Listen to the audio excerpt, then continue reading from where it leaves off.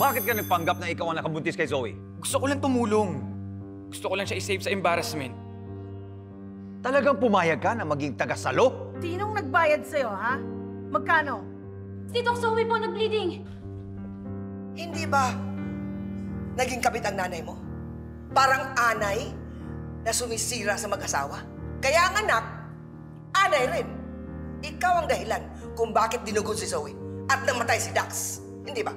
Kung anay ho kami, kayo naman ho, cancer. Dad, kamusta yung baby ko? I'm sorry, Zoe, pero wala na yung baby mo. Hindi totoo yan! Buhay yung baby ko! Buhay yung baby ko! Hindi totoo yan! Hindi totoo yan! Hindi totoo yan! Hindi totoo yan! 3 taong mahal niya, nawala sa kanya. You're right, Lynette. Kailangan ko talaga mabantayan si Zoe para hindi niya maramdaman na nag-iisa siya sa buhay. Papalapit na ang pagdating mo. And I can't wait for Apex to see you. Gulatin mo sila. For a change.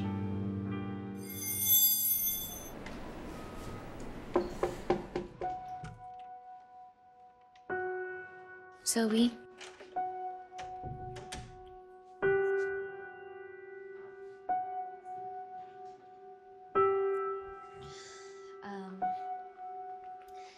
Zoe, dinalhan kita nung favorite na milk tea mo. 25% lang yung sugar niyan kasi yun yung gusto mo, di ba?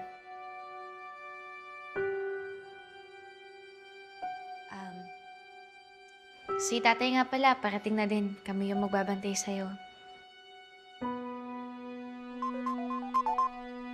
Ay, wait lang, Zoe. May tumatawag sa akin eh. Wait lang, ha. Hello po? Opo, i-check ko muna yung MRI niya, saka ko i-refer. Please naman! Please naman! Sabi mo, hindi mo ako iiwan eh! Mami! Please mo ako iiwan! Gumising ka! Gumising ka! Para sa akin, para sa baby mo, please, umupo ka na!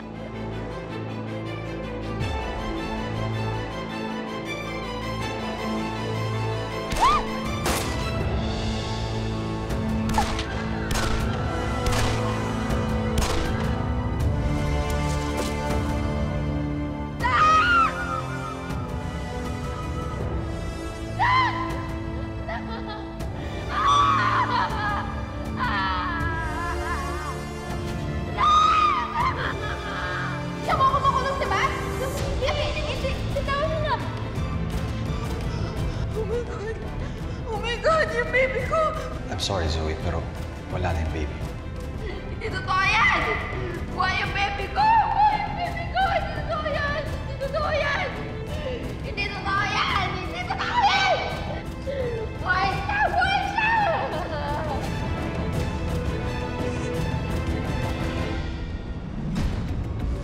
Pinatay mo si Dax at ang anak ko! I'm sorry, Annalyn! I'm sorry! Hindi ko sinasadya! Hindi ko sinasadya! But I'm sorry! Annalyn! Nagdilim yung paningin ko! Hindi ko sinasadya! Zoe, what did you do?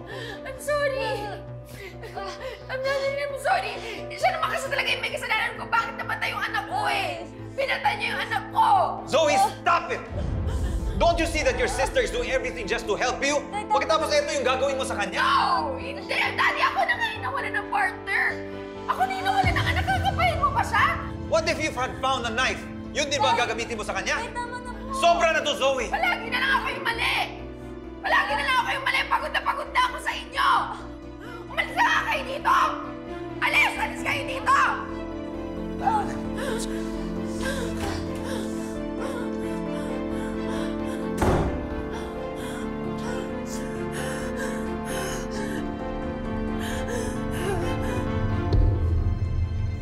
Grabe naman yan si Zoe. Naiintindihan ko na may pinagdadaanan siya, pero grabe naman yung umabot sa ganitong punto. Oo nga. Isipin mo yung sinaksak ka niya ng tinidor. Sino nananaksak ng tinidor? Nakakaloka. Hayaan niyo na siya. Annalyn! Annalyn! Ano nangyari sa'yo? Nasaksak ka daw! Nay, ha? okay Ano lang po nangyari ako, sa'yo? okay lang po ako. Sino may gawa niyan? Si Zoe po. Si Zoe? Bakit? Pero Nay, intindihin na lang po natin si Zoe. Siyempre, grabe po yung pinagdadaanan niya ngayon. Hindi po siya stable kasi sunod-sunod po siyang nawalan. Anak naman, ibang usapan na yan. Sinaksak ka niya. Ang ibig sabihin nun, meron siyang intensyon na patayin ka. Na hindi. Wala naman pong ganong intensyon si Zoe na patayin po ako. Talagang unstable lang po talaga siya ngayon. Anak, anong wala? Anong tawag mo dyan? Anong tawag mo sa ginawa niya? Nay, siyempre sobra po yung galit sa akin ni Zoe. Nawalan po siya ng partner Tsaka nawala rin po yung anak niya, tapos ako po yung sinisisi niya. Di naman po ito katulad nung dati na basta away lang po Siyempre, iba po yung galit niya ngayon kasi nawalan po siya ng baby. Anak, concern lang ako sa'yo. Kaya pwede ba, umiwas ka muna kay Zoe? Baka naman sa susunod, di matuluyan ka na. Hindi natin alam kung ano pwede niyang gawin sa'yo. Nay, mag-iingat po ako. Promise. Okay lang po ako. Alam mo, anak, sa kalagayan ng kapatid mo, kailangan na niya ng professional help.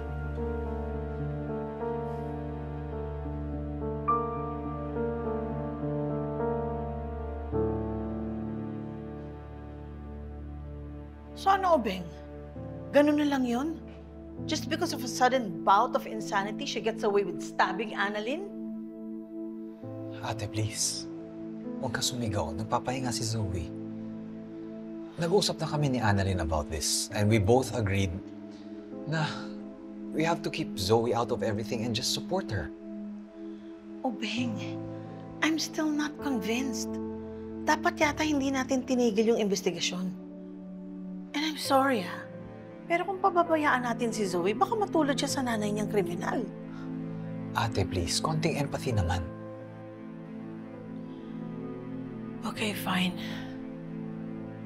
But I still believe na kasabwat ni Dax si Zoe sa lahat ng krimen na ginawa ng nanay niya. So you better keep watching your back. Ate, di ba pinag-usapan na natin to? Hindi nga kasangkot si Zoe. At si Annalyn mismo ang nagsabi niyan. Kaya hindi na tayo dapat magsampa ng kaso. Lalo na't ngayon nawalan siya ng anak. Obeng, pagpalagay na natin na walang kaalam-alam si Zoe sa lahat ng pinagagawa ng nanay niya. The fact is, sumama pa rin siya kay Dax. Ate, oo nga, nakipagtanan si Zoe kay Dax. But that just means that she fell in love with the wrong person. Tayo dapat ang nakakaintindi. Because we both fell in love with the wrong person ourselves. Ikaw at si Eric, ako naman kay Moira. Kaya ate, please, have some empathy kay Zoe. Hayaan mo na natin siya magpahinga.